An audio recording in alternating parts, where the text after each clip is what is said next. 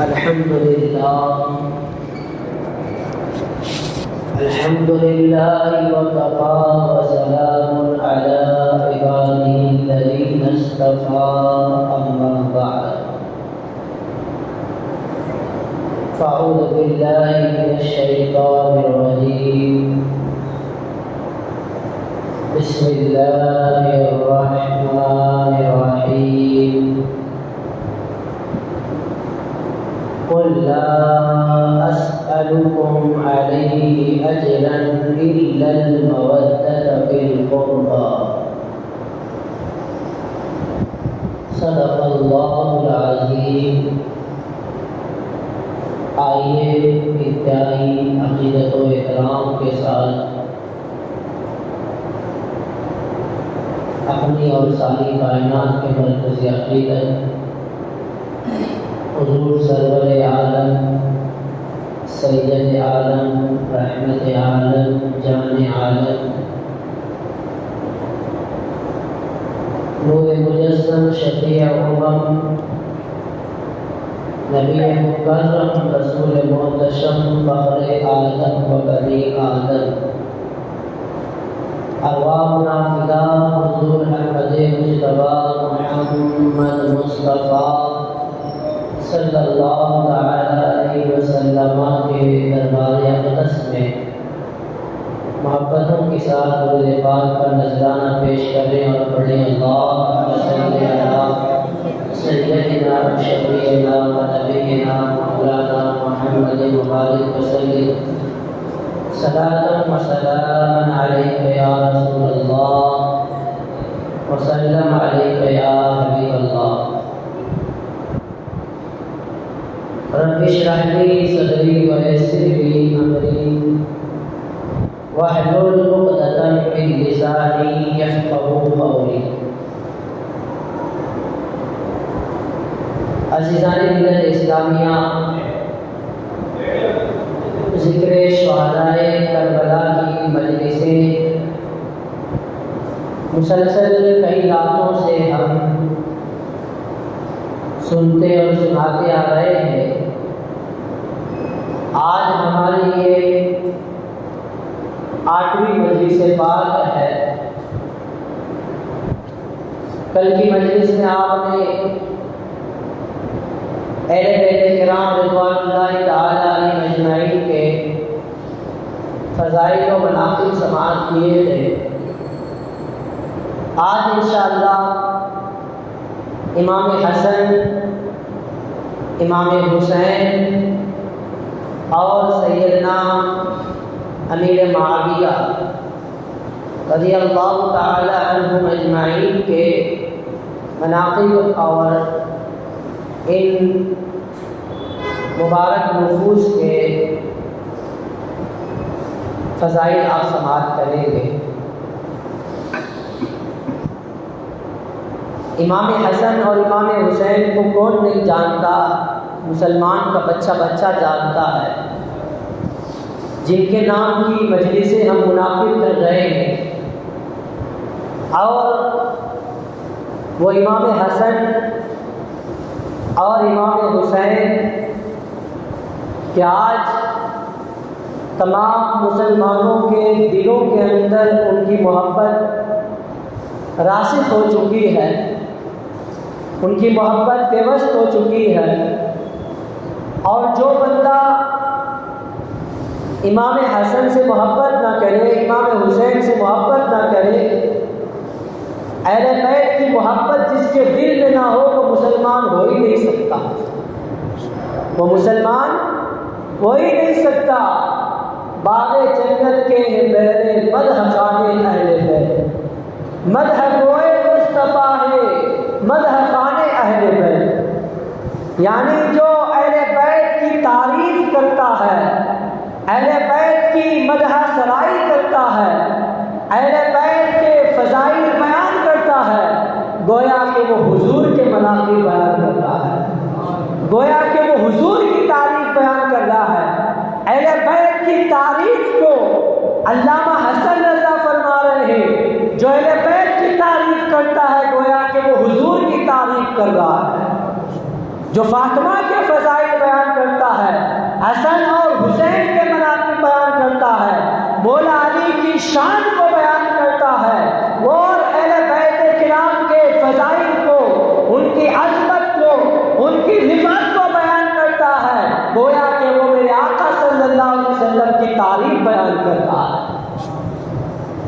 اتنی عظیم شان کے مالک ہیں اہل بیت، اتنی جلیل القدر ان کے فضائل اور مناقب ہیں، جس جماعت کو اہل بیت کہا جاتا ہے، جن کے گھر میں بے اجازت جبرائیل آتے نہیں، جبرائیل جیسے جلیل القدر فرشتے جو تمام فرشتوں کے سردار ہیں، جبرائیل علیہ السلام تمام فرشتوں کے سلطان ہیں، تمام فرشتوں کے سردار ہیں، وہ بھی جب اہل بیت کرام کے گھر میں آتے تو پہلے پرمیشن لیتے، پہلے اجازت لیتے ہیں، اجازت ملتی ہے تو ان کے گھر میں آتے ہیں۔ اسی لیے فرمایا گیا جن کے گھر میں بے اجازت جبرائیل آتے نہیں، قدر والے جانتے ہیں قدر و شان اہل بیت، جو خود قدر والے ہوتے ہیں وہ جانتے ہیں کہ اللہ تعالیٰ نے اہل بیت کو کیش کی قدر عطا فرمائی ہے۔ اہل بیت کی قدر ہر ایک ایرا گیرا نتو خیرا نہیں جانتا، اہل بیت کی قدر جاننے کے لیے پہلے خود قدر والا ہونا پڑتا ہے۔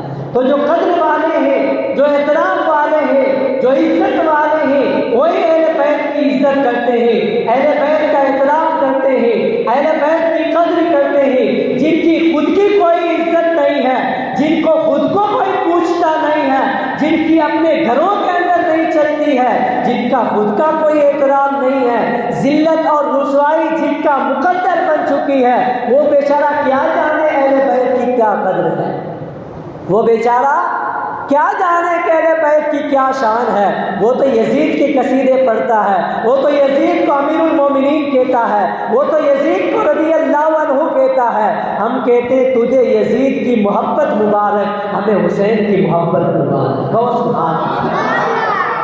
ہم کو اللہ تعالیٰ نے حسین کا نام لیوا بنایا ہے، تمہارے مقدر میں یزید کا نام لینا ہے، تمہارے مقدر میں یزید کی تعریف کرنا ہے، خوب کرو اس کی تعریف، اور اس کے ساتھ تمہیں جہنم میں بھیج دیا جائے گا۔ ہم الحمدللہ اہل بیت کی محبت کا دم بھرنے والے ہیں، حسنین کریمین کے نام کی نیاز دلانے والے ہیں، ہم حسنین کریمین اور سیدہ خاتون جنت کی بارگاہوں میں خراج محبت پیش کرنے والے ہیں، ان سے محبت کرنے والے ہیں، ان کی قدر کرنے والے ہیں، ان کا احترام کرنے والے ہیں۔ انشاءاللہ ہم کو اللہ تعالیٰ اہل بیت کے ساتھ جنت میں داخل فرمائے۔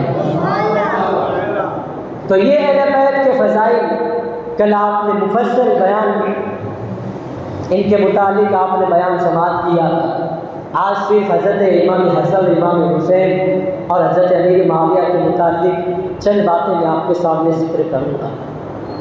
حضرت امام حسن رضی اللہ تعالیٰ عنہ کون ہیں؟ حضرت مولا علی کے شہزادے۔ کون ہیں؟ مولا علی کے شہزادے، مولا علی کے بیٹے، بڑے بیٹے، فاطمہ زہرا کے بیٹے اور ہمارے آقا کے نواسے۔ آپ کی ولادت 15 رمضان کو ہوئی، 15 رمضان کو آپ پیدا ہوئے، اور جب آپ کی ولادت ہوئی میرے آقا صلی اللہ تعالی علیہ وسلم کو بہت خوشی ہوئی، حضور کو بہت خوشی ہوئی۔ میرے آقا خود تشریف لے گئے، اپنے نواسے کے کان میں اذان دی، حضور نے اپنا لعاب دہن چٹایا، اور پھر میرے آقا صلی اللہ تعالی علیہ وسلم نے اپنے اس نواسے کے 7ویں دن پر اس کا نام حسن رکھا۔ کیا رکھا؟ حسن رکھا، اور 7ویں دن عقیقہ فرمایا، اور بال مونڈ کر جو بال تھے ان بالوں کے وزن کے برابر چاندی اللہ کی راہ میں صدقہ کی، اللہ کی راہ میں چاندی خیرات کی۔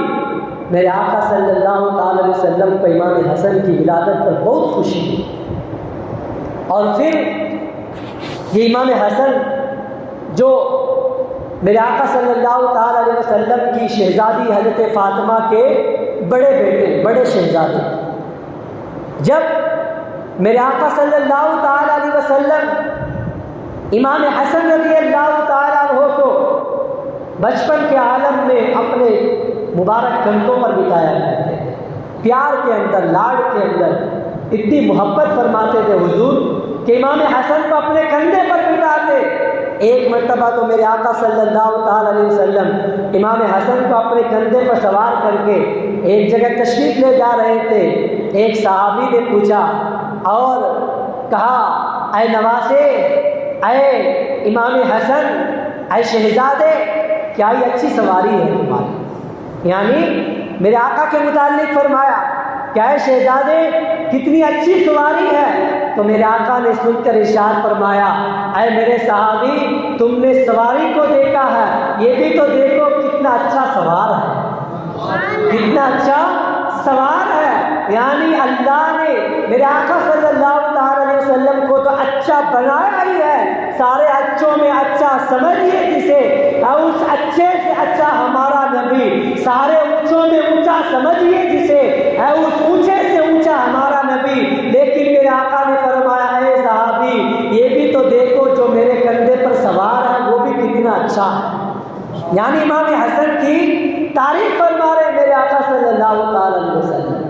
اور جب میرے آقا صلی اللہ تعالی علیہ وسلم منبر شریف پر، یہ روایت حضرت ابوبکر صدیق رضی اللہ تعالیٰ عنہ کی ہے، بخاری شریف کی روایت ہے. خود حضرت ابوبکر صدیق فرماتے ہیں کہ منبر شریف پر میرے آقا تشریف فرما ہوتے، امام حسن حضور کے پہلو میں آ کر بیٹھ جاتے، بچے تھے، پہلو میں آ کر بیٹھ جاتے. ایک مرتبہ میرے آقا صلی اللہ تعالی علیہ وسلم نے امام حسن کے متعلق ارشاد فرمایا اے میرے صحابہ، یہ میرا وہ بیٹا ہے کہ مجھے امید ہے کہ ایک وقت ایسا آئے گا کہ اللہ تعالی میرے اس بیٹے کے ذریعے دو مسلمانوں کی جماعتوں کے درمیان صلح فرمائے گا. مسلمانوں کی دو بہت بڑی جماعتوں کے درمیان اللہ تعالی صلح فرمائے گا، یعنی ان کے اندر جنگ ہونے والی ہوگی، لیکن میرا یہ بیٹا دونوں کے درمیان صلح فرما دے گا تو جنگ سے وہ باز آ جائے گا، خون ریزی نہیں ہوگی، خون خرابہ نہیں ہوگا، لڑائی نہیں ہوگی. اللہ تعالیٰ میرے اس بیٹے کے ذریعے دو جماعتوں کے درمیان صلح فرمائے گا. میرے آقا نے فرمایا امام حسن کے متعلق، روایت حضرت ابوبکر صدیق کی، بخاری شریف کی حدیث پاک ہے. اب ایک ایسا زمانہ آیا، ابھی آپ سنیں گے حضرت امیر معاویہ رضی اللہ تعالیٰ عنہ کا جب ذکر سنیں گے تو یہ وہ امام حسن ہے جن کے فضائل کو میرے آقا نے بیان فرمایا. اور پھر جب میرے آقا صلی اللہ تعالی علیہ وسلم سجدے کی حالت میں ہوتے، امام حسن حضور کی پشت مبارک پر آ کر سوار ہو جاتے. بعض بچے ہم دیکھتے ہیں کہ گھر پہ جب عورتیں نماز پڑھتی ہیں تو چھوٹے بچے ہوتے ہیں تو اپنی جب عورتیں سجدے میں جاتی ہیں تو بچہ پیٹھ پر سوار ہو جاتا ہے. تو اسی طرح میرے آقا صلی اللہ تعالی علیہ وسلم جب سجدے میں تشریف لے جاتے تھے، امام حسن دوڑ کر آتے، حضور کی پیٹھ مبارک پر، پشت مبارک پر بیٹھ جاتے. میرے آقا صلی اللہ تعالی علیہ وسلم اس وقت تک سجدے سے سر مبارک نہیں اٹھاتے جب تک امام حسن حضور کی پیٹھ سے جدا نہ ہوتے. حضور کی پیٹھ سے میرے آقا امام حسن جب تک نہیں ہٹتے، حضور پشت مبارک کو سجدے سے اٹھاتے نہیں، حضور سجدے کو لمبا کر دیتے، حضور سجدے کو لمبا کر دیتے. اسی لیے تو فرمایا گیا سبت نبی ہے پشت نبی پر اور سجدے کی حالت ہے. سبت نبی ہے پشت نبی پر اور سجدے کی حالت ہے. آقا نے تسبیح بڑھا دی، بیٹا ہی کچھ ایسا ہے. آقا نے تسبیح بڑھا دی، بیٹا ہی کچھ ایسا ہے. اللہ اکبر. آج جو لوگ کہتے ہیں کہ نبی کا خیال نماز میں آ جائے تو نماز ٹوٹ جائے گی، میں کہتا ہوں یہاں دیکھو، نبی کو خیال آتا امتی کا تو نماز نہیں ٹوٹتی ہے. ارے جب نبی کا خیال امتی کو آئے تو نماز کیسے ٹوٹ جائے گی؟ نماز کیسے ٹوٹ جائے گی؟ میرے آقا صلی اللہ تعالی علیہ وسلم سجدے میں خیال کس کا آ رہا ہے؟ امام حسن کا خیال ہے. میرے آقا صلی اللہ تعالی علیہ وسلم اتنی محبت فرما رہے ہیں کہ اس خیال سے میرے آقا سجدے سے سر نہیں اٹھاتے کہ اگر میں سر اٹھاؤں گا تو میرا بیٹا گر جائے گا، میرے بیٹے کو نقصان پہنچے گا، میرے بیٹے کو تکلیف ہو جائے گی. اس لیے میرے آقا صلی اللہ تعالی علیہ وسلم سر مبارک نہیں اٹھاتے. اللہ اکبر. اسی لیے تو شیخ الاسلام علامہ سید مدنی میاں کہتے ہیں سبت نبی ہے اور سجدے کی حالت ہے، آقا نے تسبیح بڑھا دے، آقا نے تسبیح بڑھا دے، بیٹا یہ کچھ ایسا ہے، آقا نے تسبیح بڑھا دے، بیٹا یہ کچھ ایسا ہے۔ امام حسن کی خاطر میرے آقا نے سجدے کی تسبیح کو بڑھا دیا، سجدے کو لمبا کر دیا اپنے نواسے کی خاطر۔ یہ محبت ہے، یہ اپنے شہزادوں سے محبت ہے۔ اب یہی امام حسن مجتبی رضی اللہ تعالیٰ عنہ جب شیر خدا مولائے کائنات رضی اللہ تعالیٰ عنہ کا وصال مبارک کا وقت قریب آیا، جب ظالم نے آپ کو نماز کی حالت میں، امامت کی حالت میں مصلی امامت پر مسجد کے اندر شہید کیا، تو حضرت مولا علی شیر خدا کے بعد امام حسن مجتبی رضی اللہ تعالیٰ عنہ خلیفہ ہوئے، اپنے والد گرامی کے جانشین بنے، 6 مہینے تک آپ خلیفہ رہے، اور اس کے بعد امام حسن مجتبی رضی اللہ تعالیٰ عنہ نے اپنی خوشی سے حضرت امیر معاویہ رضی اللہ تعالیٰ عنہ کو کچھ شرائط کے ساتھ اپنی خلافت، اپنی سلطنت، اپنی حکومت امیر معاویہ کے سپرد کر دی۔ بہت بڑے کمال کی بات ہے، یہ کوئی معمولی بات نہیں ہے۔ آج لوگ ذرا برابر ان کو عہدہ دے دیا جائے، کسی ایریا کا وارڈ پنچ بنا دیا جائے، کسی ایک گاؤں کا سرپنچ بنا دیا جائے، کسی ایک چھوٹی ذمہ داری ان کو دے دی جائے، کوئی چھوٹا سا منصب دے دیا جائے، کوئی چھوٹا سا عہدہ دے دیا جائے، لوگ اس کو چھوڑنے کے لیے تیار نہیں ہوتے۔ لوگوں کا آج چھوٹی سی ذمہ داری دے دی جائے، چھوٹی سی کرسی دے دی جائے، اس کو چھوڑنے کے لیے تیار نہیں ہوتے ہیں۔ امام حسن مجتبی نے اپنی پوری حکومت حضرت امیر معاویہ کو دے دی، اپنی پوری سلطنت، پوری بادشاہت حضرت امیر معاویہ کو دے دی۔ کس لیے؟ اس لیے دی تاکہ امت کے اندر، مسلمانوں کے اندر کوئی اختلاف نہ ہو، مسلمانوں کے اندر کوئی انتشار نہ ہو، مسلمانوں کے اندر کوئی لڑائی جھگڑا نہ ہو، مسلمانوں کے اندر کوئی خون خرابہ نہ ہو، یہاں تک کہ اگر حضرت امام حسن مجتبی رضی اللہ تعالیٰ عنہ اپنی حکومت و خلافت کو حضرت امیر معاویہ کے سپرد نہیں کرتے تو مسلمان ایک بہت بڑی جنگ سے جو ہے آزمائے جاتے، ایک بہت بڑی جنگ میں مبتلا ہو جاتے۔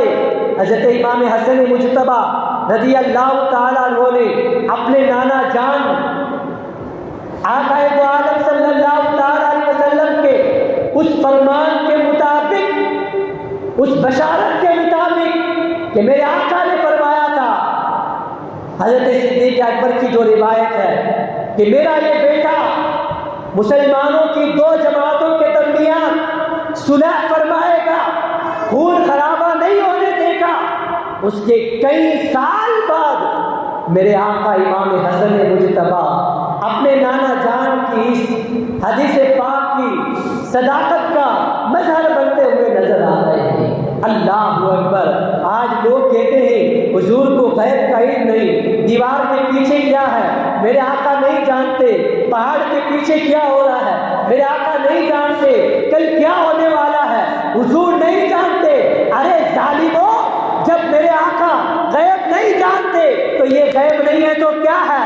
ابھی امام حسن مجتبی ابھی خلیفہ نہیں بنے ہیں، ابھی صدیق اکبر خلیفہ نہیں بنے ہیں، ابھی فاروق اعظم خلیفہ نہیں بنے ہیں، ابھی عثمان خلیفہ نہیں بنے ہیں، ابھی مولا علی خلیفہ نہیں بنے ہیں، ابھی حضرت امیر معاویہ کا اور امام حسن مجتبی کا صلح کا وقت نہیں آیا ہے۔ اس سے بہت سال پہلے میرے آقا فرما رہے ہیں ایک ایسا وقت آئے گا کہ میرا یہ بیٹا مسلمانوں کی 2 عظیم جماعتوں کے درمیان خون خرابہ نہیں ہونے دے گا، صلح فرما دے گا۔ یہ میرے آقا کو کس نے بتایا؟ اللہ نے بتایا۔ یہ میرے آقا کو کس نے بتایا؟ میرے آقا کے رب نے بتایا۔ رب کے بتانے سے میرے آقا غیب کل بھی جانتے تھے، آج بھی جانتے ہیں، قیامت تک کیا ہونے والا ہے میرے آقا اس کو بھی جانتے ہیں۔ کس منہ سے تم کہتے ہو حضور غیب نہیں جانتے؟ کس منہ سے تم اپنا یہ عقیدہ بیان کرتے ہو گندا عقیدہ کہ معاذ اللہ حضور کو دیوار کے پیچھے کا علم ہے، ماں کے پیٹ میں کیا ہے حضور نہیں جانتے؟ ارے میرے آقا تو یہ بھی جانتے ہیں کہ تم کیا سوچ رہے ہو۔ تم نے ابھی کوئی بات اپنی زبان پر نہیں لائی، ابھی تم تصور کر رہے ہو، تم کیا سوچ رہے ہو۔ ہم نہیں جانتے کس کے دماغ میں کیا چل رہا ہے، میرے ذہن میں کیا چل رہا ہے، میرے تصور میں کیا چل رہا ہے، کوئی نہیں جانتا۔ لیکن میرے آقا کو اللہ نے اتنا پاور دیا ہے، میرے آقا یہ بھی جانتے ہیں کس کے ذہن کے اندر، کس کے دل کے اندر کون سی بات چل رہی ہے، میرے آقا اس کو بھی جانتے ہیں۔ میرے آقا ہماری سوچوں کو بھی جانتے ہیں، ہماری فکروں کو بھی جانتے ہیں۔ تو تم کہتے ہو حضور غیب نہیں جانتے، یہ تم قرآن کے خلاف کام کر رہے، تم حدیث کے خلاف بات کر رہے۔ تو عزیزان ملت اسلامیہ، حضرت امام حسن مجتبی میرے آقا صلی اللہ تعالی علیہ وسلم کے بڑے نواسے، حضرت فاطمہ کے بڑے شہزادے کہ جنہوں نے مولا علی کی شہادت کے بعد صرف چند مہینے حکومت کی، اور اپنی حکومت صرف اس لیے کہ میرے نانا جان کی امت کے درمیان لڑائی نہ ہو، اس لیے صرف اور صرف امام حسن نے اپنی حکومت امیر معاویہ کو دی۔ حالانکہ امام حسن کے پاس یہ مت سمجھ لینا کہ وہ کمزور تھے، یہ مت سمجھ لینا امام حسن کے پاس فوج نہیں تھی، لشکر نہیں تھا۔ ارے اگر امام حسن ایک اشارہ کرتے لوگ جان دینے کے لیے تیار تھے۔ امام حسن کے ایک اشارے پر لوگ حکومت کا تختہ پلٹنے کے لیے تیار تھے، لیکن میرے امام یہ نہیں چاہتے تھے کہ مسلمانوں کے درمیان لڑائی ہو، تو انہوں نے اس لیے مسلمانوں کے درمیان صلح فرما دی۔ اب صلح کرنے کے بعد عراق کی سرزمین سے امام حسن مدینہ شریف چلے گئے۔ کہاں چلے گئے؟ مدینہ شریف، اپنے نانا جان کا پیارا شہر، جہاں پر ان کا بچپن گزرا ہے، جہاں پر ان کی ولادت ہوئی ہے، جہاں پر ان کے والدین تشریف فرما ہے، وہاں چلے گئے اور وہی اپنی زندگی کو اللہ کی یاد میں گزارا۔ بہت بڑے متقی تھے، بہت بڑے پرہیزگار تھے، تقویٰ کے بادشاہ تھے، پرہیزگاری کے عالم میں، پرہیزگاری میں آپ کا کوئی ثانی نہیں تھا، پرہیزگاری میں تقویٰ کے اندر آپ کا کوئی دوسرا، آپ کا کوئی مقابلہ کرنے والا نہیں تھا۔ اللہ تعالیٰ نے اتنا بڑا آپ کو پرہیزگار بنایا، اللہ کی یاد میں آپ نے زندگی گزاری۔ اور اب جب حضرت امیر معاویہ رضی اللہ تعالیٰ عنہ، امام حسن مجتبی رضی اللہ تعالیٰ عنہ نے اپنی خلافت امیر معاویہ کو اپنی حکومت سپرد کر دی، اور امیر معاویہ کو حکمران اور امیر تسلیم کر دیا۔ کس نے؟ حضرت امام حسن نے۔ آج لوگ کہتے ہیں تم امام حسن، حضرت امیر معاویہ کی تعریف کیوں کرتے ہو؟ وہ یزید کے ابا تھے، وہ یزید کے والد تھے، تم ان کی تعریف بیان کیوں کرتے ہو؟ ہم کہتے ہیں جس حسن نے حضرت امیر معاویہ کے ہاتھ پر بیعت کر لی، ہم اس امیر معاویہ سے کبھی دشمنی نہیں رکھ سکتے۔ جو امیر معاویہ سے دشمنی رکھے گا وہ امام حسن کا دشمن ہے۔ جو بھی امیر معاویہ کے خلاف بغاوت کرے گا، ان کی برائی کرے گا، گویا کہ وہ امام حسن کی برائی کر رہا ہے۔ ورنہ امیر معاویہ اگر حق پر نہیں ہوتے تو ہرگز امام حسن کی خلافت کو تسلیم نہیں کرتے۔ اگر امیر معاویہ حق پر نہیں ہوتے تو ہرگز امام حسن اپنی حکومت، اپنی خلافت اور اپنی سلطنت ان کو نہیں دیتے۔ امیر معاویہ کے سپرد اپنی حکومت امام حسن کو کرنا، یہ اس بات کی دلیل ہے کہ حضرت امیر معاویہ رضی اللہ تعالیٰ عنہ حق پر تھے۔ حضرت امیر معاویہ صحابی رسول تھے، اس لیے حضرت امام حسن مجتبی نے صلح فرمائی، اور امیر معاویہ حاکم بن گئے، امیر بن گئے۔ اب دیکھیے امام حسن، یہ وہ عظیم ذات گرامی کہ جن کے متعلق میرے آقا صلی اللہ تعالی علیہ وسلم نے جا بجا ان کے مقام کو، ان کے مناقب کو، امام حسن کے کمالات کو میرے آقا نے بیان فرمایا۔ تو ہم کون ہوتے ہیں امام حسن رضی اللہ تعالیٰ عنہ کی تعریف کرنے والے؟ لیکن یہ بات آپ نوٹ کر لیں کہ ہم امام حسن کی تعریف اس لیے نہیں کرتے کہ ہم ان کی کما تعریف کر سکیں، بلکہ اس لیے کرتے ہیں کہ اللہ تعالیٰ ہمارا نام بھی امام حسن کے نام لیواؤں میں لکھ دے، اللہ تعالیٰ ہمارا نام بھی امام حسن کے چاہنے والوں میں شامل فرما دے۔ انشاءاللہ کل قیامت کے دن ہم بھی امام حسن مجتبیٰ رضی اللہ تعالیٰ عنہ کے دامن کے اندر اور ان کے جھنڈے کے سائے تلے جنت کے حقدار ہو جائیں گے۔ اب امام حسن کے چھوٹے بھائی ہیں، کیا نام ہے بتاؤ؟ حضرت امام حسین۔ امام حسین حضرت امام حسن کے چھوٹے بھائی ہیں، حضرت فاطمہ کے لخت جگر ہیں اور حضرت مولا علی کے شہزادے ہیں، میرے آقا صلی اللہ تعالی علیہ وسلم کے پیارے نواسے ہیں۔ ان دونوں کو حسنین کریمین کہا جاتا ہے۔ امام حسن کا نام میرے آقا نے حسن رکھا، اس بات کو آپ یاد رکھو کہ جب میرے آقا نے امام حسن کا نام حسن رکھا تو یہ پہلا نام تھا کہ کسی کا نام حسن رکھا گیا۔ میرے آقا امام حسن کے نام سے پہلے، امام حسن مجتبیٰ کے نام سے پہلے کبھی بھی حسن کسی کا نام نہیں رکھا گیا۔ سب سے پہلے اگر کسی کا نام حسن رکھا گیا تو وہ امام حسن مجتبیٰ رضی اللہ تعالیٰ عنہ ہے۔ پھر اللہ تعالیٰ نے اپنے حبیب صلی اللہ تعالیٰ علیہ وسلم کی پیاری شہزادی سیدہ خاتون جنت فاطمہ زہرا کو ایک دوسرا شہزادہ عطا فرمایا، جن کی ولادت 5 شعبان کو ہوئی۔ کب ہوئی؟ 5 شعبان کو، اور 5 شعبان المعظم کو آپ کی ولادت ہوئی۔ میرے آقا صلی اللہ تعالی علیہ وسلم نے آپ کے کان میں اذان دی اور اپنا لعاب دہن چٹایا، اور حضور صلی اللہ تعالی علیہ وسلم نے آپ کے نام کا عقیقہ کیا۔ پھر میرے آقا صلی اللہ تعالی علیہ وسلم نے اپنے ان دونوں شہزادوں کی اس قدر تعریف فرمائی، اس قدر ان کے کمالات کو بیان فرمایا۔ میرے آقا فرماتے ہیں حسن حسین جنتی نوجوانوں کے سردار ہیں، حسن حسین جنتی نوجوانوں کے سردار ہیں۔ یہ میرے آقا نے ان کے مقام کو بیان فرمایا۔ پھر میرے آقا فرماتے ہیں الحسن الحسین منی وانا من الحسین، حسین منی وانا من الحسین، حسین مجھ سے ہے اور میں حسین سے ہوں۔ جو حسین سے محبت کرے گا اللہ اس سے محبت کرے گا۔ اور میرے آقا نے ایک مقام پر یوں دعا فرمائی، اے اللہ میں حسین سے محبت کرتا ہوں، تو بھی حسین سے محبت فرما، اور جو حسین سے محبت کرتا ہے تو اس سے بھی محبت فرما۔ ہم حسین سے محبت کرتے ہیں، الحمدللہ اللہ تعالی ہم سے محبت فرماتا ہے۔ امام حسین کے صدقے میں، امام حسن کے صدقے میں اللہ تعالیٰ نے ہمیں امام حسین اور امام حسن سے محبت کرنے والا بنایا۔ اللہ تعالیٰ ہم کو اپنا محبوب بنا لیتا ہے، اللہ تعالیٰ ہم کو بھی، ہم سے بھی اللہ تعالیٰ محبت فرماتا ہے۔ ان نوجوانوں نے جنت کے سردار کے صدقے میں اور امام حسین رضی اللہ تعالیٰ عنہ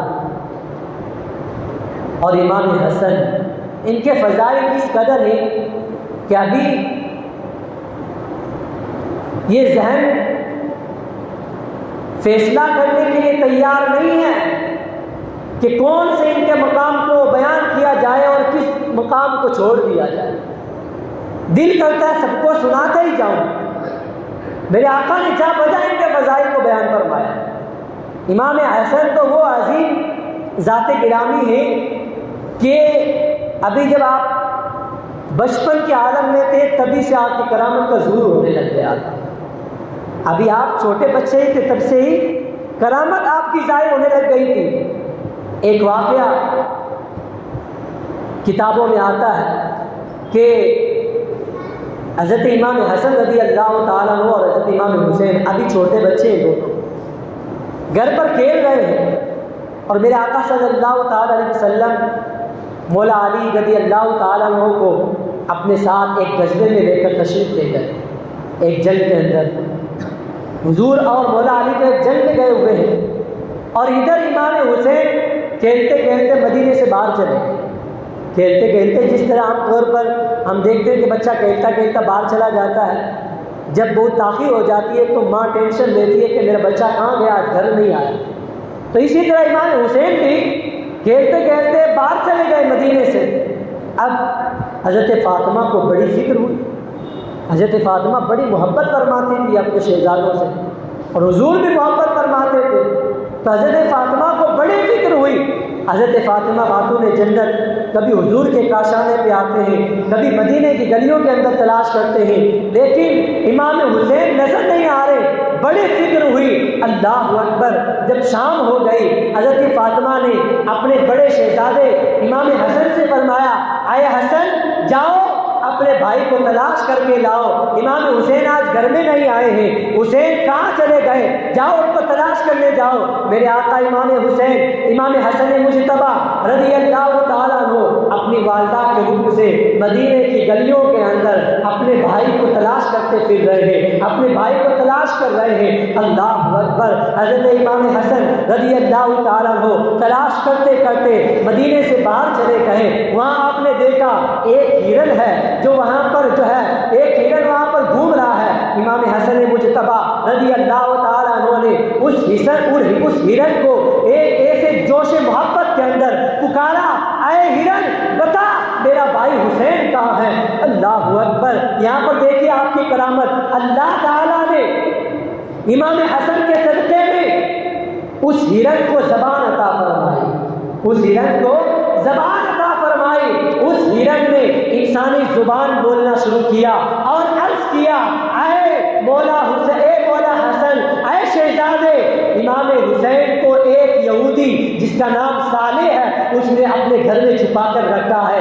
ایک صالح ابن رقع نامی یہودی نے امام حسین کو چھپا لیا، اپنے گھر میں چھپا کر رکھا امام حسین کو۔ اللہ اکبر، جب اس ہرن نے دیکھ لیا تھا، اس ہرن کو اللہ تعالیٰ نے زبان عطا فرمائی۔ اس ہرن نے کہا، اے مولا حسن جاؤ اس یہودی صالح ابن رقع کے گھر پر امام حسین ہے، اس نے امام حسین کو چھپا کر رکھا ہے۔ میرے امام حسن مجتبی رضی اللہ تعالیٰ عنہ فوراً اس صالح یہودی کے گھر پر گئے اور اس کے گھر پر جا کر اس کو پکارا، اے صالح ابن رقع یہودی باہر آ، تو نے میرے بھائی کو اپنے گھر پر چھپا کر رکھا ہے۔ اس یہودی نے کہا، اے بچے تم کون ہو اور حسین کون ہے، میں نے تو چھپا کر نہیں رکھا، اور تم کو کس نے بتایا ہے؟ امام حسن فرماتے ہیں، ارے میں وہ ہوں کہ میرے نانا سید عالم صلی اللہ تعالیٰ علیہ وسلم ہے، میں وہ ہوں کہ میری ماں خاتون جنت ہے، میں وہ ہوں کہ میرے والد گرامی شیر خدا ہے۔ اگر تو نے میرے بھائی حسین کو میرے حوالے نہ کیا تو دیکھ لینا میری والدہ فاطمہ خاتون جنت ہے، اگر اس نے تیرے لیے بد دعا کر دی تو تو ہلاک ہو جائے گا۔ میرے والد گرامی شیر خدا ہے، اگر ان کو معلوم ہو گیا تو وہ اپنی ذوالفقار حیدری نکال لیں گے تو تو برباد ہو جائے گا۔ اور میرے نانا جان سید عالم صلی اللہ تعالیٰ علیہ وسلم ساری کائنات کے سردار ہیں، دنیا کے اور آخرت کے مالک و مختار ہیں۔ میرے آقا صلی اللہ تعالیٰ علیہ وسلم میرے نانا جان ہیں، میرے نانا جان نے اگر تیرے لیے اور پوری یہودیت قوم کے لیے اگر میرے آقا کے لبہائے مبارک ہل گئے اور حضور کے ہاتھ تیری بد دعا کے لیے اٹھ گئے تو سمجھ لینا پوری دنیا سے یہودیت ختم ہو جائے گی۔ وہ کانپ گیا اور لرزنے لگ گیا، فوراً اس نے امام حسین کو امام حسن کے حوالے کر دیا اور کلمہ پڑھ کر امام حسن کے ہاتھ پر مسلمان ہو گیا، کلمہ پڑھ کر مسلمان ہو گیا۔ اس نے دیکھا کہ ابھی بچپن کا عالم ہے اور ایسی کرامت کا ظہور، اللہ اکبر، یہ امام حسن مجتبی ہے۔ لیکن قدر والوں نے قدر کی اور جن کے نصیبے میں قدر نہیں کی انہوں نے دغا بازی کی، انہوں نے غداری کی، بے وفائی کی، اور میرے آقا کے پیارے نوازوں کو ستایا۔ اب یہ مت سمجھنا کہ کوفیوں نے صرف امام حسین کو ستایا، انہوں نے تو مولا علی کو بھی جو ہے، مولا علی کے ساتھ بھی انہوں نے غداری کی، امام حسن کے ساتھ بھی انہوں نے غداری کی، اور امام حسین کے ساتھ بھی بے وفائی کی۔ کوفیوں کی بے وفائی اسی لیے تو مشہور ہے۔ آج بھی اگر کوئی بے وفا ہوتا ہے، غدار ہوتا ہے، تو مثال دی جاتی ہے کہ کوفی ہو گیا ہے، غداری کرتا ہے کوفی ہو گیا ہے۔ یہ کوفہ کے رہنے والے لوگ تھے جو غداری کے اندر بڑے مشہور تھے۔ اللہ اکبر، ایک ایسا وقت آیا کہ جس کو بیان کرتے وقت ہمارے رونگٹے کھڑے ہو جاتے ہیں، رونا آ جاتا ہے کہ جس حسن سے، جس حسین سے میرے آقا محبت کرتے تھے، یزید پلید کے حکم پر اور اس کے لالچ میں آ کر امام حسن کی بیوی نے امام حسن کو زہر دیا، امام حسن کو زہر دے دیا۔ ایک بار زہر دیا، 2 بار دیا، 3 بار دیا۔ امام حسن مجتبی رضی اللہ تعالیٰ عنہ کو جب جب زہر دیا جاتا آپ بے قرار ہو جاتے، نانا جان کے روضہ انور پر حاضر ہوتے، شفا یابی کی دعا کرتے، اللہ تعالیٰ شفا یابی عطا فرما دیتا۔ 4 مرتبہ زہر دیا گیا، لیکن 5ویں مرتبہ اتنا خطرناک زہر دیا گیا، پانی کے اندر اس زہر کو ڈال کر آپ کو پلایا گیا کہ جس کو پیتے ہی آپ کے جسم کے اندر کے جو پارٹس ہیں وہ ٹوٹنے لگ گئے، ریزہ ریزہ ہونے لگ گئے، الگ الگ ہونے لگ گئے، دل ٹوٹ گیا، دل کے ٹکڑے ٹکڑے ہو گئے، اور امام حسن مجتبی رضی اللہ تعالیٰ عنہ بڑی شدید تکلیف میں آ گئے۔ امام حسین قریب آئے اور عرض کیا ہے میرے بھائی جان بتاؤ آپ کو زہر کس نے دیا؟ امام حسن سب کچھ جانتے تھے کہ زہر کس نے دیا، یہ غداری کس نے کی؟ اس بیوی نے۔ اگر وہ چاہتی تو امام حسن کی قدر کرتی، اور اگر وہ امام حسن کی قدر کرتی تو آج اس کا نام بھی ہم بڑی شان و شوکت کے ساتھ دیتے، لیکن یزید نے اس کو ورگلایا، یزید نے اس کو لالچ دیا، کہا تو امام حسن کو مار دے، تجھ سے میں شادی کر لوں گا، تجھ سے میں شادی کر لوں گا، میری بیوی بنا لوں گا تجھے۔ اس بدبخت عورت نے دنیا کے لالچ میں آ کر، یزید کی بیوی بننے کے لالچ میں آ کر، نوجوان جنت کے نوجوانوں کے جو سردار ہیں ان کے ساتھ غداری کی، ان کو زہر دیا، اور اسی زہر سے آپ کی شہادت ہوئی، مگر آپ نے بدلہ نہیں لیا۔ امام حسن نے فرمایا ہے بھائی جان اگر جو میرے گمان کے اندر ہے کہ زہر کس نے دیا وہی ہے تو اللہ تعالیٰ اس کا بدلہ لینے والا ہے، اور اگر وہ نہیں ہے تو میں کسی کا ناحق خون نہیں بہاتا، میں کسی کو ناحق قتل کرنے والا نہیں ہوں۔ تو یہ میرے امام حسن مجتبی رضی اللہ تعالیٰ عنہ کو اللہ نے کتنا نرم دل عطا فرمایا، کتنے بڑے خوش اخلاق اور بڑے اخلاق کے مالک تھے کہ زہر دیا، شہید کر دیا، مگر بدلہ نہیں لیا۔ بدلہ تو قیامت کے دن لیے گا، بدلہ تو قیامت کے دن لیا جائے گا، قیامت کے دن ان کو سزا دی جائے گی۔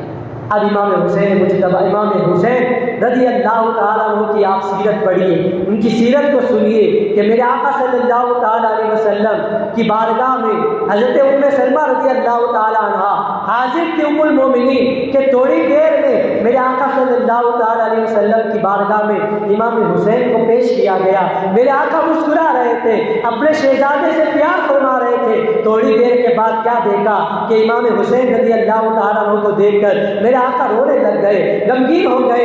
پوچھا گیا حضور کیوں رو رہے ہیں؟ میرے آقا نے فرمایا کہ میرا یہ شہزادہ ہے، ابھی جبرائیل نے مجھے ایک مٹی لا کر دی ہے ایک شیشے کے اندر، اور بتایا کہ یا رسول اللہ آپ کی امت ایک ایسا وقت آئے گا کہ اس آپ کے نوجوان کو کربلا کی سرزمین پر آپ کی امت اس کو شہید کر دے گی، اور مٹی لا کر دی کہ جس دن یہ مٹی سرخ ہو جائے، لال ہو جائے، ریڈ ہو جائے، ریڈ کلر بن جائے، تو سمجھ لینا کہ امام حسین کو یزیدیوں نے شہید کر دیا۔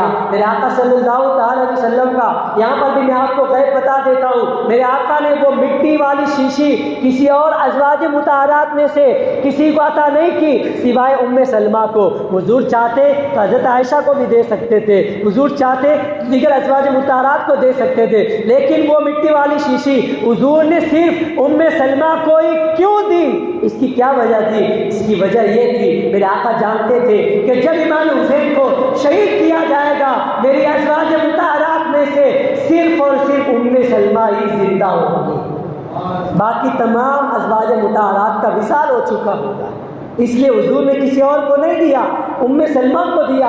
حضور جانتے تھے ام سلمہ حیات ہوگی، ام سلمہ اس وقت بھی زندہ رہیں گی، اس لیے حضور نے ام سلمہ کو دیا کہ ام سلمہ اس کو سنبھال کر رکھو، جس دن یہ مٹی سرخ ہو جائے سمجھ لینا ظالموں نے، یزیدیوں نے میرے بیٹے کو کربلا میں شہید کر دیا۔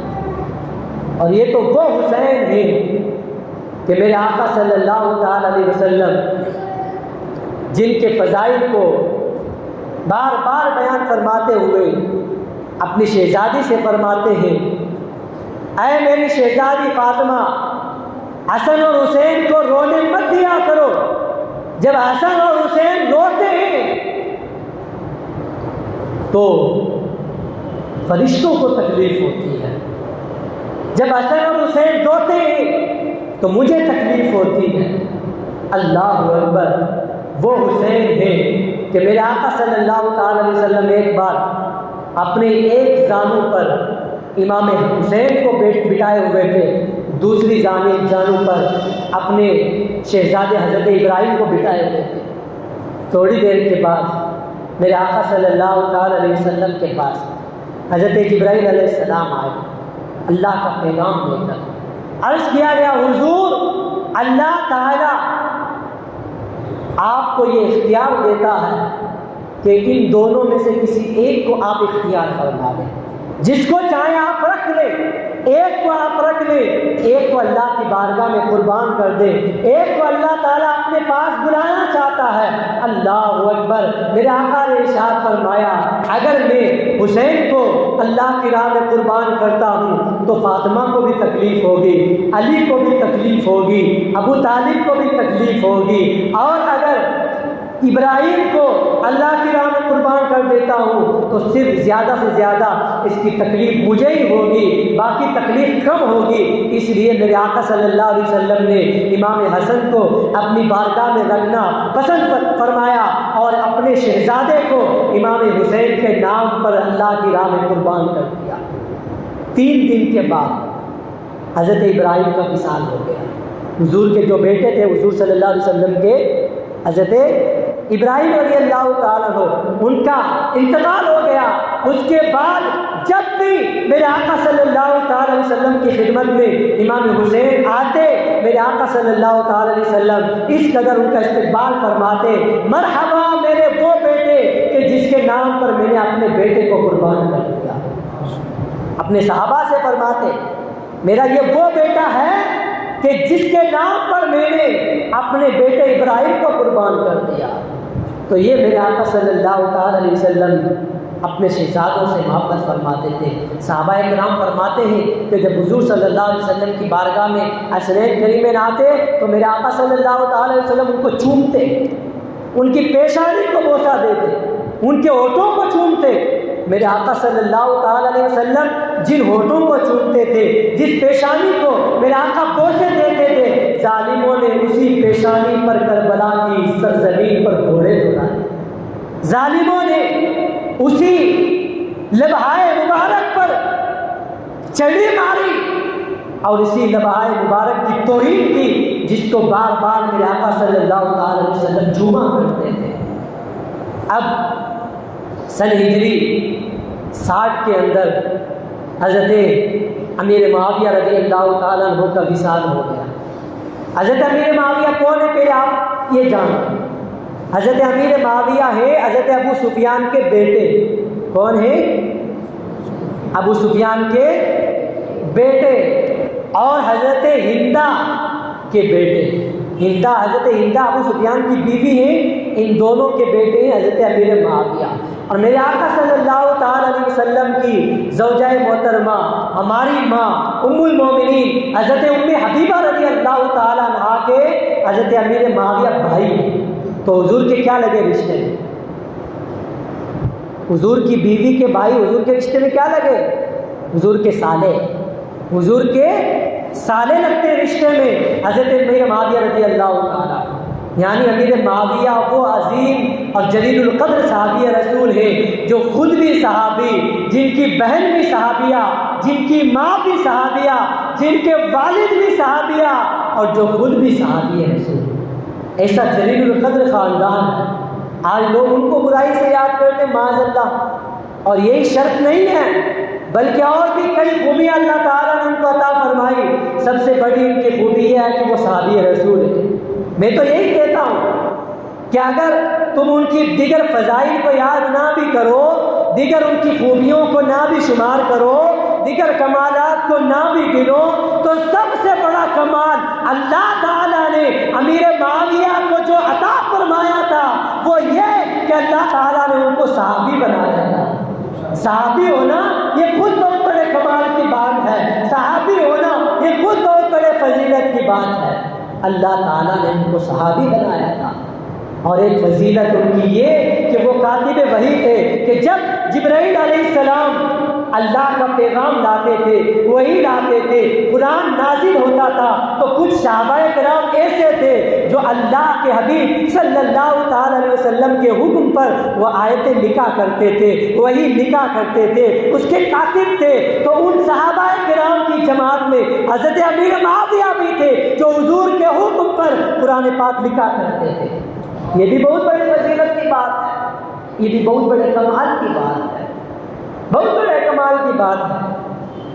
تو اللہ نے ایسا شرف عطا فرمایا، ایسی فضیلت عطا فرمائی۔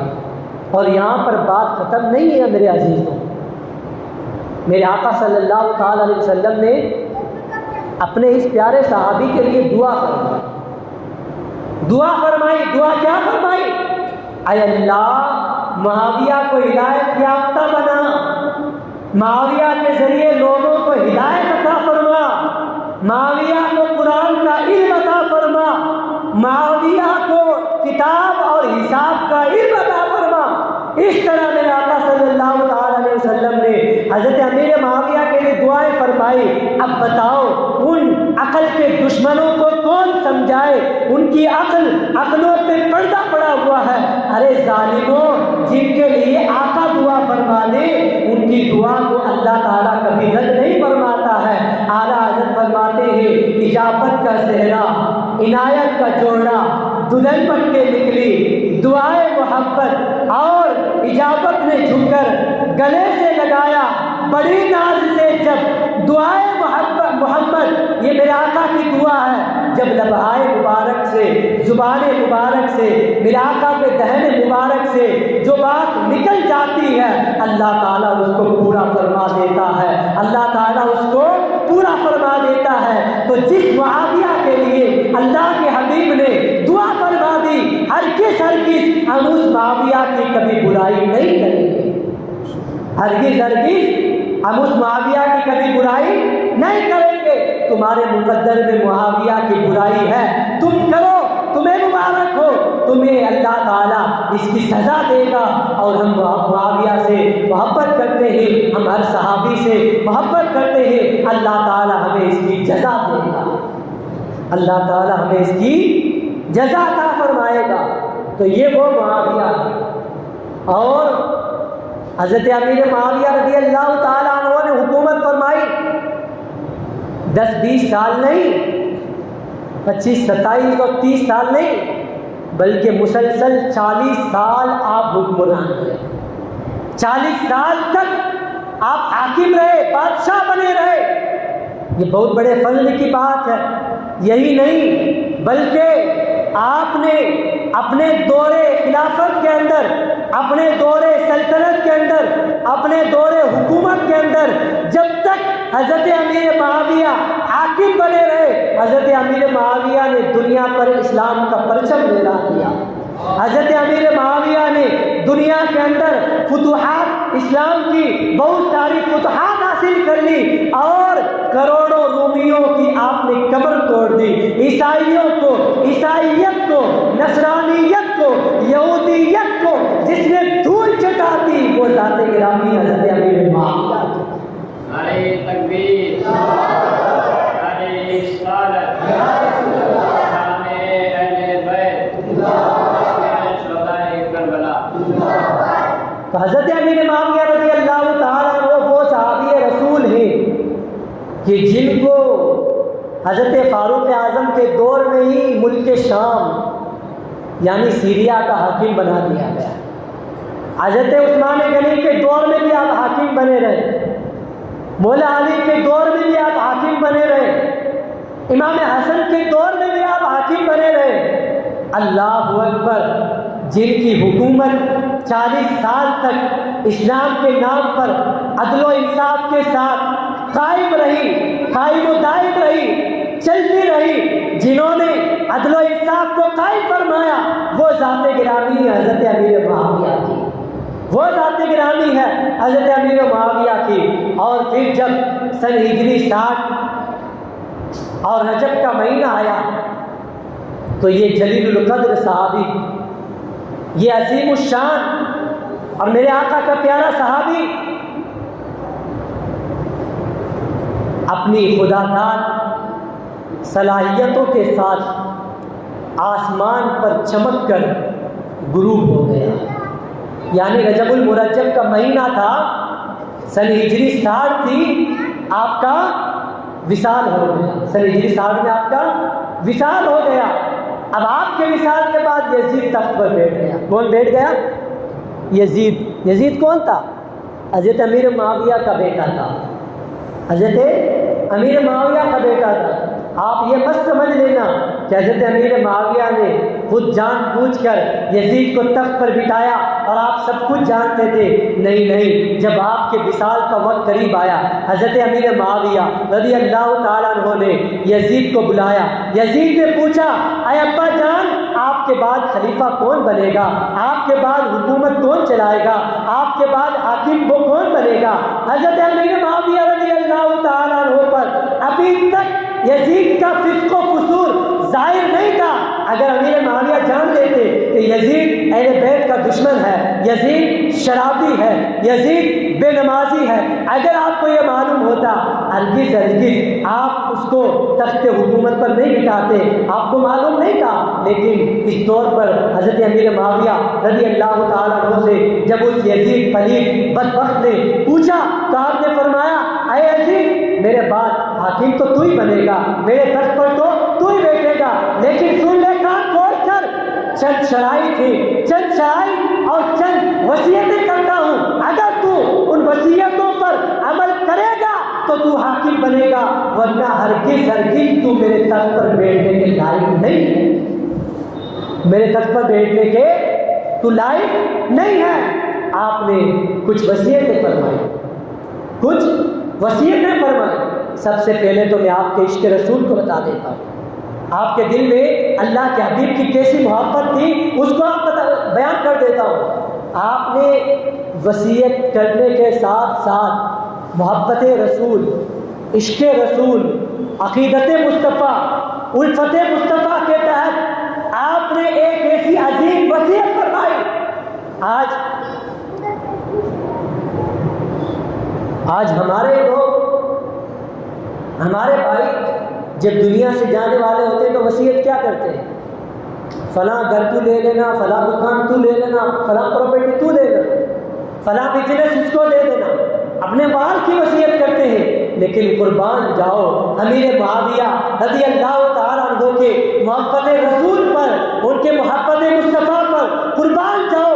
اللہ نے ان کے دل کے اندر کتنی محبت پیدا فرمائی تھی. حضرت امیر معاویہ فرماتے ہیں، اے لوگوں سنو، جب میرا وصال ہو جائے تو سب سے پہلے مجھے میرے آقا صلی اللہ تعالیٰ علیہ وسلم کا جو تیبن شریف میرے پاس ہے، جس کو تبرک کے طور پر میں نے سنبھال کے رکھا ہے، اس تیبن کے اندر مجھے کفن دینا. بہت سبحان اللہ. اس تیبن کے اندر یعنی حضور کی لنگی شریف کے اندر مجھے کفن دینا. اور پھر فرمایا میرے آقا صلی اللہ تعالیٰ علیہ وسلم کے تراشے ہوئے ناخن شریف، جب ناخن میرے آقا صلی اللہ تعالیٰ علیہ وسلم تراشتے تھے تو صحابہ کرام ان کو لے لیتے تھے، اپنے پاس تبرک بنا کے رکھتے تھے. یہ تو ناخن ہے. میرے آقا جب بال ترشواتے تھے صحابہ کرام بالوں کو جمع کر لیتے تھے، بالوں کو اپنے پاس محفوظ رکھتے تھے. یہی تو وجہ ہے کہ آج تک میرے آقا کے منہ مبارک ہمارے پاس محفوظ ہے، ان کی ہم زیارت کرتے ہیں. تو صحابہ کرام ان کو محفوظ کر لیتے تھے. تو اسی طرح حضرت امیر معاویہ نے میرے آقا کے مبارک ناخن پاک جب حضور نے ناخن تراشے، ناخن کے تراشے اپنے پاس محفوظ کر لیے اور وصیت فرمائی کہ میرے آقا کے جو ناخن پاک کے تراشے میرے پاس موجود ہیں، ان ناخن پاک کے تراشوں کو میری سجدے کی جگہ پر رکھ دینا.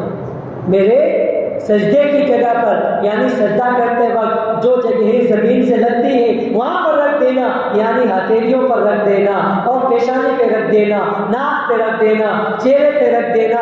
اور پھر اللہ کے حبیب صلی اللہ تعالیٰ علیہ وسلم کے تیبل شریف، حضور صلی اللہ علیہ وسلم کے ناخن پاک میرے آقا کے ان مبارک تبرکات کے ساتھ مجھے ارحم الراحمین کے رحم و کرم کے سپرد کر دینا.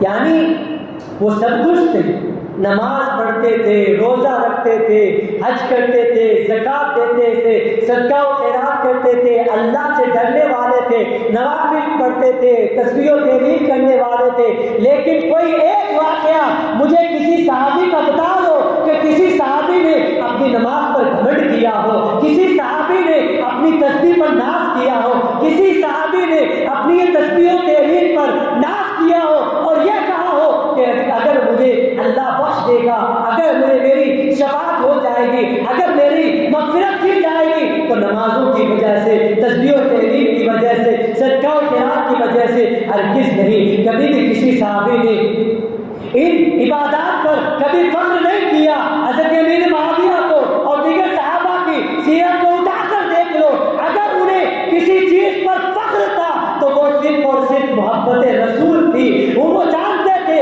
کہ اگر ہمارے دل کے اندر حضور کی محبت ہے تو پھر سب کچھ ہمارا سلامت ہے، اگر دل کے اندر حضور کی محبت نہیں تو کچھ سلامت نہیں. اس لیے انہوں نے حضور کے تبرکات کے ساتھ دفن کرنے کی وصیت فرمائی. اور پھر یزید کو فرمایا اے یزید میری وصیت سن لے کان کھول کر، جب تو تخت پر بیٹھے گا سب سے پہلا کام یہ کرنا کہ ہرگز امام حسین کے بغیر، امام حسین کے مشورے کے بغیر، امام حسین کے حکم کے بغیر کوئی کام مت کرنا. اللہ اکبر، کتنی عظیم وصیت ہے. باپ کی وصیت دیکھو اور بیٹے کے کرتوت دیکھو. باپ کی عظیم وصیت دیکھو اور بیٹے کے کام دیکھو. باپ نے یہ فرمایا امام حسین کے بغیر کوئی کام مت کرنا، اور پھر فرمایا اہل بیت سے ہمیشہ ہمیشہ محبت کرنا. امام حسن سے، امام حسین سے، دیگر اہل بیت سے ہمیشہ ہمیشہ محبت کرتے رہنا. اور فرمایا اے یزید سن لے، جب تو کھانا کھائے تو پہلے امام حسین کو کھلانا، بعد میں تو کھانا. جب تو کوئی مال غنیمت حاصل ہو، جب تیرے پاس کوئی مال آئے تو پہلے امام حسین کی بارگاہ میں پیش کرنا، بعد میں خود لینا. تو اس طرح آپ نے وصیت فرمائی. یعنی امام حسین رضی اللہ تعالیٰ عنہ کی محبت حضرت امیر معاویہ یزید کے دل کے اندر پیوست کرنا چاہتے ہیں، مگر اللہ تعالیٰ نے جو مقدر میں لکھ دیا تھا وہ تو نہیں تھا. اس شقی اور بدبخت کے دل میں اہل بیت کی محبت اللہ نے اس کے نصیب میں نہیں لکھی تھی تو نہیں آنی تھی. چاہے کتنی کوشش کر لیں ہم، ہوتا وہی ہے جو اللہ تعالیٰ مقدر میں لکھ دیتا ہے. اب یہ وصیت فرمانے کے بعد حضرت امیر معاویہ رضی اللہ تعالیٰ عنہ کا وصال ہو گیا، اور ان تبرکات کے ساتھ آپ کو جو ہے ارحم الراحمین یعنی اللہ تعالیٰ کے سپرد کر دیا گیا. اب یزید تخت پر بیٹا، باپ کی ہوئی وصیتوں کو اس نے سب سے پہلے جھٹلایا، وصیتوں کو پس پشت ڈال دیا. سب سے پہلا کام اس نے کیا کیا؟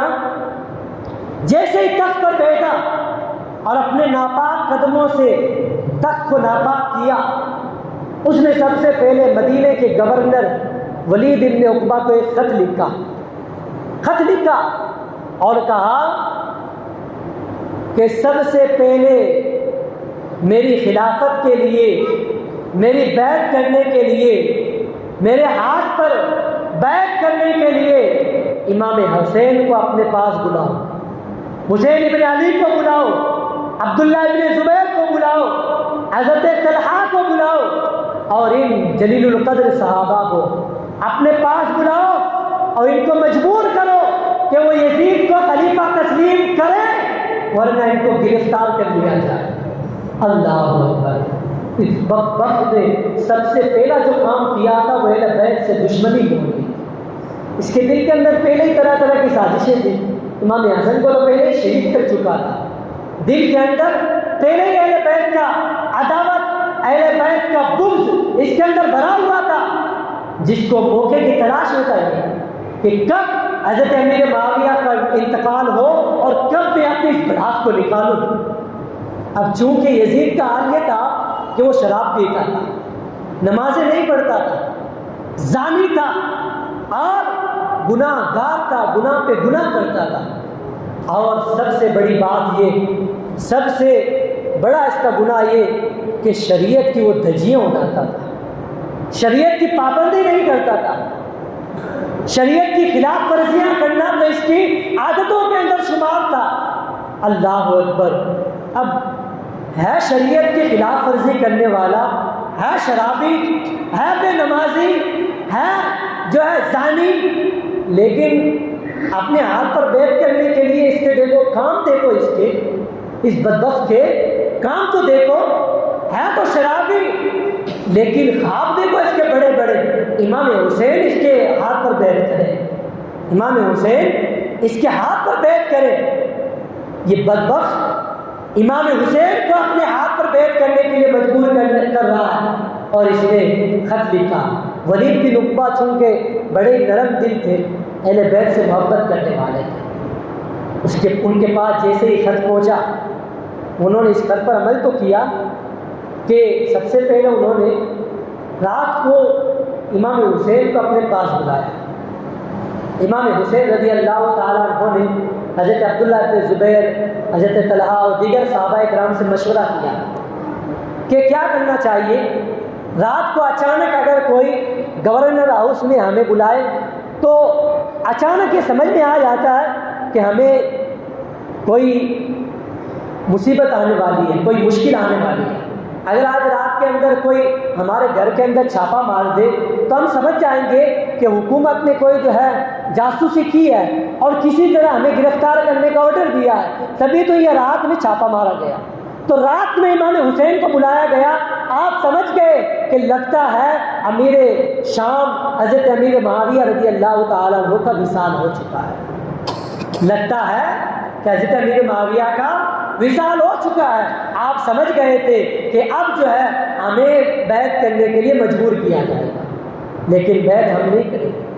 اب حضرت عبداللہ بن زبیر کو سب کو بلایا گیا، لیکن سب سے پہلے حضرت امام حسین رضی اللہ تعالیٰ عنہ نے اپنے چند ساتھیوں کو ساتھ میں لیا گورنر ہاؤس میں۔ یہاں سے آپ دیکھیں مدینے سے آپ کا جو سفر ہے نکلنے کا، اس کو شروع کر کے میں چھوڑ دیتا ہوں، کل سے انشاءاللہ اس کو بیان کریں گے اور پرسوں انشاءاللہ وہ کربلا کا خونی منظر شارٹ کٹ انداز میں بیان کروں گا۔ یوں تو بہت لمبا ہے کہ 10 دن اگر ہم بیان کریں تو صرف واقعات کربلا کو بیان کرتے رہ جائیں گے، شارٹ کٹ انداز انشاءاللہ میں بیان کرتا رہوں گا۔ تو امام حسین کو رات کے اندھیرے میں بلایا گیا، امام حسین نے اپنے چند ساتھیوں کو ساتھ میں لیا گورنر ہاؤس میں۔ آپ نے فرمایا تم لوگ گورنر ہاؤس کے دروازے پہ کھڑے رہو، اندر میں جاؤں گا اور اندر جب مجھے آنے میں تاخیر ہو جائے تو سمجھ لینا کہ اندر کچھ ہو گیا، معاملہ گڑبڑ ہے، تو تم فوراً اندر آ جانا، پہلے میں بات کرنے کی کوشش کروں گا۔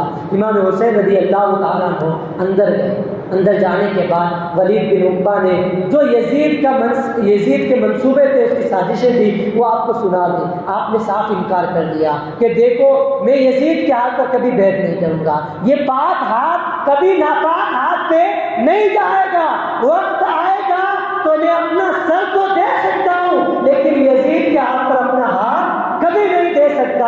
اللہ اکبر۔ امام حسین رضی اللہ تعالیٰ عنہ بیٹے بھی کس کے ہیں؟ شیر خدا کے بیٹے ہیں، شیر خدا کے بیٹے ہیں۔ کب وہ کسی سے ڈرنے والے ہیں؟ ڈنکے کی چوٹ پر آپ نے اعلان فرما دیا کہ حسین کبھی بھی اپنا ہاتھ یزید کے ہاتھ پر نہیں دے سکتا، تم کو جو کرنا ہے کر لو، تم کو جو کرنا ہے کر لو۔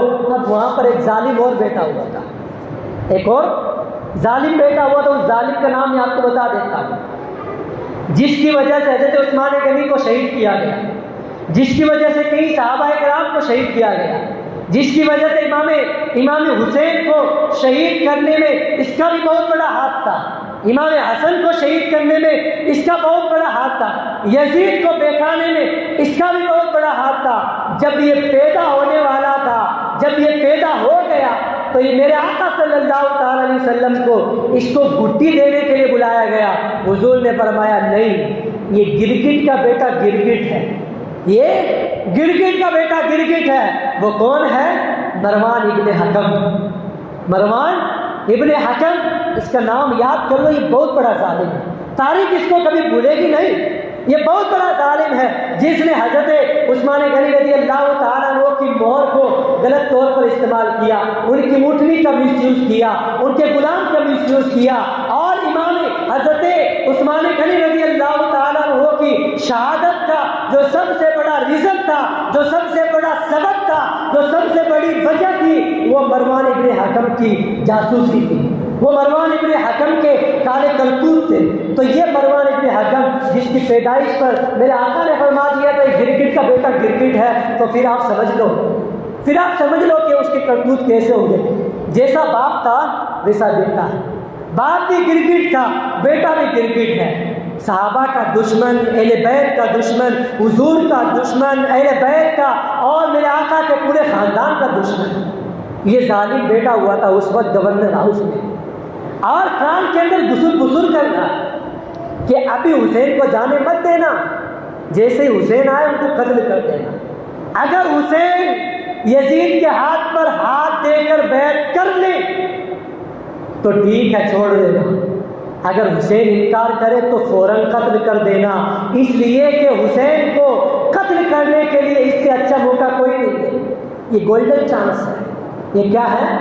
گولڈن چانس ہے، اس سے اچھا موقع کوئی نہیں ہے۔ لیکن ولید ابن عقبہ جن کے دل کے اندر اہل بیت کی محبت تھی، فرمایا خبردار مجھے ایسا مشورہ مت دے، اے مروان، کیا تو مجھے امام حسین کو قتل کرنے کی، تو مجھے امام حسین کو قتل کرنے کا مشورہ دے رہا ہے؟ افسوس ہوتا ہے مجھ پر۔ اللہ اکبر۔ ولید ابن عقبہ نے کہا حضور آپ چلے جائیں، حضور آپ تشریف لے جائیں۔ حضرت امام حسین تشریف لے گئے، لیکن امام حسین سمجھ گئے تھے کہ اب کیا ہونے والا ہے، اب مجھے جو ہے مجبور کیا جائے گا، اگر میں نے یزید کے ہاتھ پر بیعت نہیں کی تو مجھے شہید کیا جائے گا۔ یہ شہادت تو بچپن سے ہی مشہور تھی۔ جب میرے آقا امام حسین رضی اللہ تعالیٰ عنہ پیدا ہوئے تھے، جب ہی میرے آقا صلی اللہ علیہ وسلم نے خبر دے دی تھی کہ یہ امام حسین ہے، کربلا کی سرزمین پر ان کو شہید کیا جائے گا۔ لیکن آپ تاریخ پڑھ لو، حدیث پاک کا مطالعہ کر لو، کبھی بھی ایسا موقع نہیں آیا کہ امام حسین نے اللہ کی بارگاہ میں یہ دعا کی ہو کہ اے اللہ مجھے کربلا میں شہید مت کروانا، اے اللہ مجھے اس کربلا کی شہادت سے بچا لے، یا حضور نے اس طرح کی دعا فرمائی ہو کہ میرے حسین کو یزیدیوں کے ظلم سے بچا لے، میرے حسین کو کربلا میں شہید مت ہونے دینا۔ لیکن میرے آقا صلی اللہ تعالی علیہ وسلم نے جو دعا فرمائی اپنے بیٹے کے لیے، وہ دعا یہ تھی اے اللہ جب ایسا وقت آئے گا میرے بیٹے کو کربلا کی سرزمین میں امتحان دینا پڑے گا، اے اللہ حسین کو امتحان میں کامیابی عطا فرما، اے اللہ حسین کو صبر عطا فرمانا، اے اللہ حسین کو استقامت عطا فرمانا، اے اللہ حسین کو استقلال عطا فرمانا۔ اور امام حسین کی بھی یہی دعا تھی، اے اللہ مجھے کربلا میں صبر عطا فرمانا۔ اللہ نے پھر ایسا صبر عطا فرمایا، ایسا صبر عطا فرمایا، ایسا صبر عطا فرمایا کہ ایسا صبر قیامت تک کوئی جس کی مثال پیش نہیں کر سکتا، قیامت تک کیسا صبر کوئی نہیں کر سکتا. بھائی کو کٹوا دیا, بھتیجوں کو کٹوا دیا, اپنی مستورات کی توہین برداشت کر لی, اپنا سر دے دیا, اپنی جان کی بازی لگا دی, اپنا سب کچھ لٹا دیا, مگر پاک ہاتھ ناپاک ہاتھ میں نہیں دیا.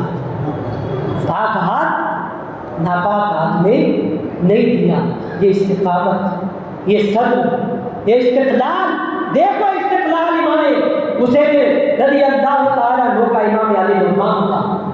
اب جو ہے امام حسین رضی اللہ تعالیٰ عنہ کو جب بار بار یزید کی بیعت کے لیے پریشان کیا جانے لگا, آپ سمجھ گئے کیا مجھے مجبور کیا جائے گا. اللہ اکبر. رات کے ایک حصے میں میرے امام علی مقام رضی اللہ تعالیٰ عنہ نے رخت سفر باندھا, اپنے گھر والوں کو حکم دیا کہ آج ہم مدینہ چھوڑ کر مکہ کی طرف ہجرت کریں گے. اللہ اکبر. میرے عزیزوں, کتنے افسوس کا مقام ہے, رونے کا مقام ہے, کتنے فکر کا مقام ہے, کتنی جو ہے ٹینشن کا مقام ہے. آپ غور تو کیجئے, اندازہ تو لگائیے کہ وہ مدینہ کہ جس کے لیے میرے آقا صلی اللہ علیہ وسلم مکہ چھوڑ کر آئے تھے, وہ مدینہ جس کی فضیلتوں کو, جس کے مناقب کو, جس کی خوبیوں کو, جس کی صفات کو میرے آقا یوں بیان فرماتے ہیں کہ اللہ تعالیٰ نے مدینے کی مٹی میں شفا عطا فرمائی ہے. وہ مدینہ جس کی فضیلت میں میرے آقا ارشاد فرماتے ہیں کہ جو مدینے میں مر سکتا ہے, جس سے ہو سکتا ہے کہ مدینے میں مرے تو وہ مدینے میں مرے, جو مدینے میں مرے گا میں اس کی شفاعت کراؤں گا. وہ مدینہ جس کی جا بجا حدیث پاک میں حضور نے شفاعت, حضور صلی اللہ علیہ وسلم نے اس کے فضائل کو بیان فرمایا ہے. آج اسی مدینے کو میرے آقا کے پیارے نواسے امام حسن چھوڑ رہے ہیں, چھوڑنے کے لیے مجبور کیا گیا ہے. اللہ اکبر. وہ مدینہ جس مدینے کے اندر امام حسین کے نانا جان کا روزہ ہے, وہ مدینہ جس مدینے کے اندر سبز سبز گنبد جگمگا رہا ہے, وہ مدینہ جس مدینے کے اندر سنہری جالیاں اپنی روشنی دکھا رہی ہیں, اس مدینے کو چھوڑنے کے لیے میرے آقا کے نواسے کو مجبور کیا جا رہا ہے. وہ مدینہ جس میں فاطمہ کی قبر مبارک ہے, وہ مدینہ جس میں حضرت امام حسن مجتبی رضی اللہ تعالیٰ عنہ آرام کر رہے ہیں, وہ مدینہ جس میں 10,000 صحابہ کرام کے مزارات ہیں, جس جنت البقیع کے متعلق میرے آقا صلی اللہ علیہ وسلم نے کئی مقامات پر حضور نے اس کے فضائل کو بیان فرمایا. آج وہ رات آئی ہے کہ میرے آقا صلی اللہ علیہ وسلم کا پیارا نواسا مدینہ چھوڑ کر آج اپنا رخت سفر مکہ کی جانب مان رہا ہے. اللہ اکبر. ایک ایسا مقام تھا کہ حضور مکہ چھوڑ کر مدینہ آئے تھے ہجرت کر کے. آج وہ وقت آ گیا کہ میرے آقا کے نواسے امام حسین مدینہ چھوڑ کر مکہ کی جانب ہجرت کر رہے تھے. اللہ اکبر. کتنا رونے کا مقام ہے, دل دہلانے والا مقام ہے, روک کے کھڑے کر دینے والا مقام ہے. اب میرے آقا امام حسین رضی اللہ تعالیٰ کو آخری سلامی پیش کرنے کے لیے حضور کے روضے میں آئے اور کہا کہ میرے آقا اے نانا جان, جہاں پر میں پیدا ہوا, جہاں میرا بچپن گزرا, جہاں پر آپ کا روضہ انور ہے, جہاں پر میری والدہ آرام کر رہی ہے, جہاں پر میرے بھائی کی قبر مبارک ہے. اللہ اکبر. اے نانا جان, آج اسی مدینے کو چھوڑ کر میں مکہ کی جانب جا رہا ہوں. اللہ اکبر. امام حسین رضی اللہ تعالیٰ عنہ آخری سلامی پیش کرتے ہیں اور کہتے ہیں اے اللہ, اے میرے نانا جان, چھٹتا ہے یہ مدینہ. پھر حضرت امام حسین رضی اللہ تعالیٰ عنہ آخری سلامی پیش کرنے کے لیے اپنی ماں سیدہ فاطمہ کی قبر مبارک پر جاتے ہیں. فاطمہ کے لاڈلے کا آخری دیدار ہے, حشر کا انجام برپا ہے بیان اہل بیت. آج اپنے بیٹے کو, آج اپنی والدہ کو آخری دیدار کے لیے میرے امام علی مقام رضی اللہ تعالیٰ عنہ والدہ کی قبر پر حاضر ہو رہے ہیں, امام حسن کی قبر پر حاضر ہو رہے ہیں. اس کے بعد اپنے گھر والوں کو لے کر مکہ کی جانب چل پڑتے ہیں. اس کے بعد جب آپ مکہ چلے گئے تو مکہ کے اندر 6 یا 7 مہینے یا کچھ دن جو ہے مہینے 7 مہینے یا کچھ دن آپ مکہ کے اندر بڑے اطمینان کے ساتھ رہے. اس کے بعد مکہ کے اندر آپ کو کوفیوں کی جانب سے بار بار خط لکھ کر بھیجے گئے، بار بار خط لکھ کر بھیجے گئے. کل کی مجلس میں انشاءاللہ وہ میں بیان کروں گا کہ کس قدر دھوکے سے بار بار خط لکھ کر بلایا گیا اور خط لکھ کر بلا کر پھر ان کے ساتھ دغا بازی کی گئی. جن کو دھوکے سے کوفے بلایا گیا، جن کو بیٹے بٹائے ستایا گیا، جن کے بچوں کو پیاسا رلایا گیا، جن کی گردن پہ خنجر چلایا گیا، اس حسین ابن حیدر پہ لاکھوں سلام. اللہ تعالیٰ ہمیں امام حسین رضی اللہ تعالیٰ عنہ کی محبت میں جلائے، ان کی محبت میں موت عطا فرمائے. اللہ تعالیٰ امام علی مقام رضی اللہ تعالیٰ عنہ کے اور تمام اہل بیت کرام رضوان اللہ تعالیٰ اجمعین کی بارگاہوں میں ہمیں خوب خراج محبت پیش کرنے کی توفیق عطا فرمائے. استغفر اللہ ربی من کل ذنب واتوب الیہ.